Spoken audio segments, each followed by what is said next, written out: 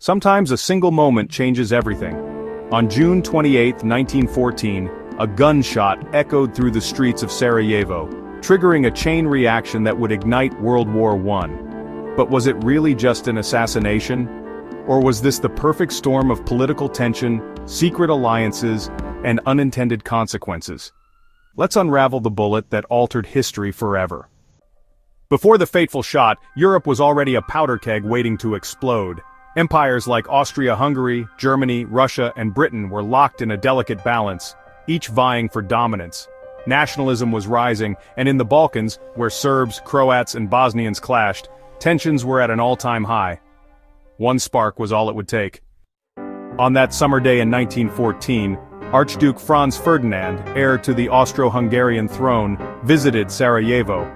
The group known as the Black Hand, a Serbian nationalist organization, had a mission: eliminate him and send a message.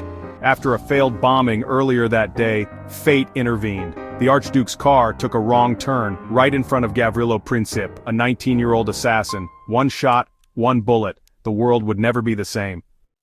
Austria-Hungary blamed Serbia, demanding impossible conditions. When Serbia refused, Austria declared war. But here's where things spiraled. Russia backed Serbia. Germany supported Austria-Hungary. France and Britain were pulled in through alliances. In just a few weeks, Europe was engulfed in one of the deadliest wars in history. Historians debate. Was this war inevitable, or could diplomacy have prevented it? Some say the assassination was just an excuse. War was coming no matter what. Others argue that with different choices, millions of lives could have been saved. But one thing is certain: a single bullet shaped the modern world in ways no one could have imagined. What do you think? Was war unavoidable, or could history have taken a different path?